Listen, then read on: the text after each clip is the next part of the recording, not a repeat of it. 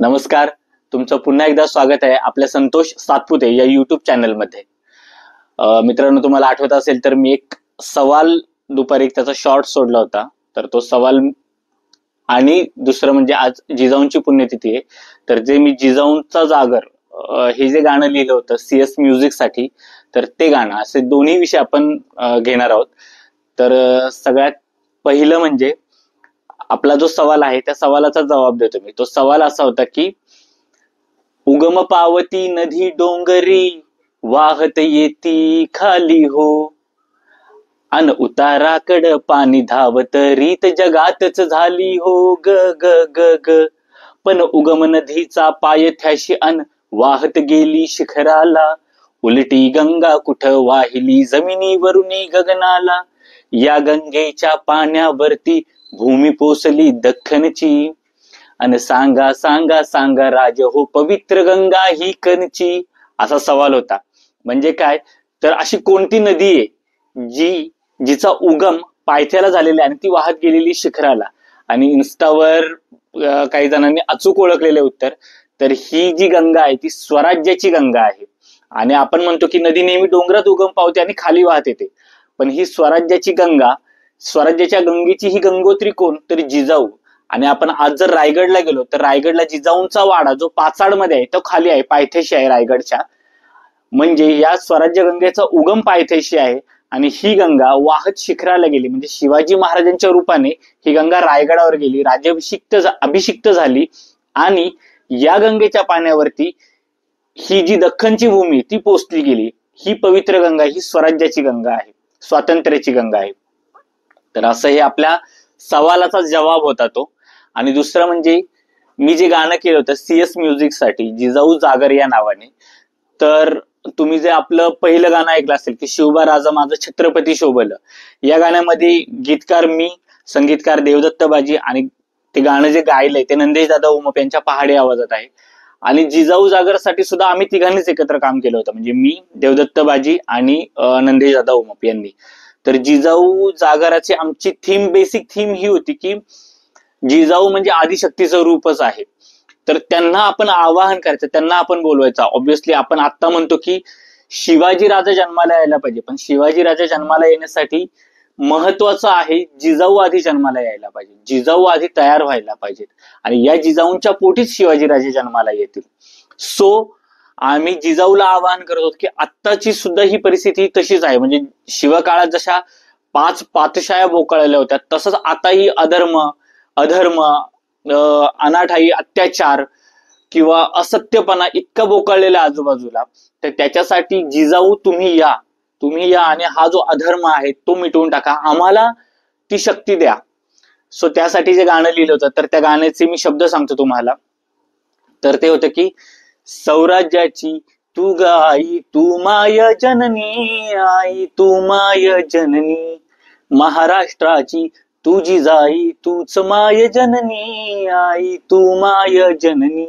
आणि याच्यासाठी एक खूप भारी गोष्ट आहे, मी जसजशा ओळी होत होत्या त्या मी बाजीदादांकडे देत होतो, देवदत्त दादांकडे, आणि ते तिथले तिथे चाल बांधत होते त्याला आणि पुढचा मीटर मला देत होते की हा आता या मीटरवरली डा डा डा डा डा डा डा डा डा डा डा डा डा डा डा डा. हा त्यांनी मीटर दिला आणि मी त्या मीटरवर लिहिलं होतं की मी तुझं लेकरू किती हाकारू किती करू धावा, भाव मनीचा तुझ्या विना ग कुणा समजावा. म्हणजे ऑब्व्हियसली म्हणजे मूल किती जरी रडलं ओरडलं तरी बाकीच्यांना ते समजो न समजो, पण आईला मात्र ती भावना कळते, आईला मात्र ती हाक पोचते, आईच्या काळजापर्यंत ती हाक पोचते. आणि त्याच्या पुढे की तू असेल तिथुनी असेल तैशी घेणाई धाव, तुझा जागर मांडला जिजाऊ जागराला यावं. म्हणजे याच्यात थीम होती की लेकराने हाक मारलेली आहे आणि लेकराने हाक मारल्यावर आई जसं आपल्या हातातलं प्रत्येक काम सोडते आणि पहिल्यांदा लेकराकडे धाव घेते. सो आम्ही तुला हाक मारतोय आणि तू असेल तिथून असेल तैशी घे ना आई धाव, तुझा जागर मांडला जिजाऊ जागराला यावं. तुझा जागर मांडलेला आहे आणि तू या जागराला ये, आदिशक्ती तू ये याच्यासाठी. आणि याच्यानंतर मग आम्ही आलो तो पहिल्या कडव्यावरती. तर पहिलं कडवं होतं की जिजाऊंनी त्या काळात कसं अत्याचाराला रोखलं असेल, तर ते लिहिण्यासाठी मी केलं होतं की महिष मातला पातशाहीचा घाली थैमान, ऐकू येईना सांग कस ग काळजाच गारहान. म्हणजे पातशाहीचा महिषासूर मातलेला आहे आणि तुला गारहाण कसं ऐकू जात नाहीये आमचं. पाजळ पोत लावून ज्योत दाटला अंधार, शिवनेरीवर शिवसत्वाचं उघडिल तू दार. आणि मग या शिवनेरीवर तू दार उघडलं शिवसत्वाचं, आणि काय झालं, शिव सूर्य उगे आभाळी, रात काजळ काळी सरली, गे भद्र कालिके तुझ्या पावली, मावळ भू उद्धरली. म्हणजे शिवनेरीवर शिवाजी राजांचा जन्म झाला आणि त्याच्यानंतर तू 12 मावळात आली, राजगडावर आलीस, आणि या राजगडात आल्यामुळे 12 मावळांचा उद्धार झाला. गे भद्र कालिके तुझ्या पावली, मावळ भू उद्धरली. आणि इथून मग आम्हाला ट्रान्सफॉर्मेशन करायचं होतं की आत्ता काय चाललेलं आहे. तू त्या काळात मावळ भू उद्धरली, पण आता काय आहे, तर मग आता ते पुढे लिहिलं होतं की पण आज घडीला अधर्म घाली धर्मावर घाव, शिवसत्वाची मशाल दिवटी पुन्हा उरी लाव. म्हणजे आमच्या प्रत्येकाच्या उरामध्ये तू शिवसत्वाची मशाल दिवटी लाव. आणि पुढे एक सुंदर ओळ आली. मी म्हटलं ना की गाणं लिहिताना कधी कधी काही ओळी ह्या आपसुक येतात, त्या तुम्ही लिहत नाही, तर त्या दैवी असतात, ते आमद असतील, ते येतात तुमच्याकडे. सो मी ती ओळ आली की शिवशंभूला दाखवली ती वाट मला दाव, शिवशंभूला दाखवली ती वाट मला दाव, तुझं जागर मांडला जिजाई जागराला यावं. म्हणजे जी शिवाजी राजांना, संभाजी महाराजांना तुझी वाट दाखवली, स्वराज्याची, स्वातंत्र्याची, अधर्मावरती चीड येऊन घाव घालण्याची, धर्माचं राज्य आणण्याची, ती जी वाट आहे ती वाट तू आम्हाला दाव, आणि तुझं जागर मांडला जिजाई जागराला यावं. आणि ह्याचा असा पहिला अंतरा झाला की त्याच्यानंतर मग देवदत्त दादा बोलले होते की आपण जो गजर असतो ना तो करू, किंवा कुठलंही भक्तिगीत असेल तर आपण गजर घेतो, म्हणजे शेवटला फास्ट स्पीड मध्ये शब्द जातात ते, तर तसा गजर घेऊ, तो क्रिसेंडो एकदम हाय पिचला जाऊ दे, अशा ह्याच्यात त्या गाण्याचा एंड करूयात आपण. तर मला हे आवडलेलं. आणि मग माझ्याकडे आधी काहीतरी एक असा मुखडा लिहिला, काही थोडे शब्द लिहिलेले होते, आणि देवदत्त दादांनी मग चाल बांधली. आणि मला आठवतंय की म्हणजे हे गाणं आम्ही करत होतो, आणि ते जो गजर लिहायचा होता त्या दिवशी मी गावाला भात लावायला गेलो होतो माझ्या शेतामध्ये, आणि मी भात लावून आलो होतो, आणि इतकं ते दिवसभर सगळं ते हेक्टिक झालं होतं, असलं ते सगळं पाठबीट सगळी गेली होती. आणि मी घरी आलो होतो. मी देवदत्त दादांना फक्त सकाळी मेसेज केला होता की मी तुम्हाला रात्रीपर्यंत देतो ते शब्द, 9 पर्यंत वगैरे. आणि मी घरी आलो, जेवलो, झोपलो होतो. मला इतकं ते पाठण बिठण दुखत होती माझी. आणि त्यांचा मला 9, 9:30ला फोन आला की हॅलो, अरे झाले का तुझे शब्द लिहून. आणि मला असं झालं की अरे बापरे, मला हे द्यायचे शब्द.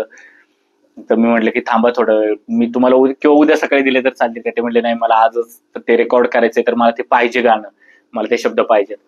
आणि जवळपास मला वाटतं की तसंच रात्री ती झोपेतनं उठलो, एक 10, 10:30ला लिहायला बसलो, आणि 12 पर्यंत त्यांना मी तो गजरच्या ज्या 8 ओळी होत्या त्या दिल्या होत्या. त्या इतक्या छान झाल्या होत्या, मला तो इतकं आवडलेलं ते गजरचं, त्या ज्या लाईन्स केलेल्या आहेत त्या, आणि खूप सुंदर आहेत. तुम्हाला मी ते ऐकवतो त्या ओळी काय काय होत्या त्या.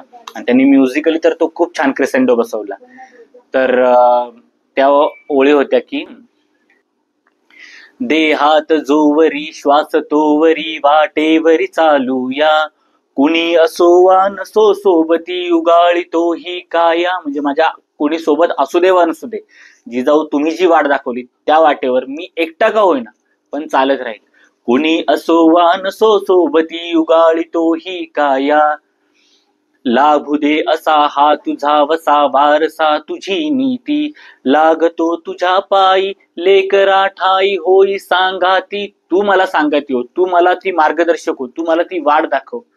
लेकरा ठाई होई सांगाती, ध्येयाची परडी पायी बांधले शिवनिष्ठेचे चाळ, पंचप्राणाच्या गाभारी हा मांडियला गोंधळ, हा गजर तुझा ग रूप साजिर दाखवी सलवलाई, ही झोळी घेऊन उभा दाराशी वाढ जोगवा माई. आणि ही झोळी घेऊन मी तुझ्या दाराशी उभा आहे, तू जोगवा वाढ, तू ये जिजाऊ. आणि मग तू असेल तैशी असेल तिथून घेणाई धाव, तू असेल तैशी असेल तिथून घेणाई धाव, तुझा जागर मांडला जिजाऊ जागराला याव. असं हे पूर्ण जागर गीत आम्ही रचलं होतं, ज्याच्यातून आत्ताच्या पिढीला किंवा आत्ताच्या सर्वच लोकांना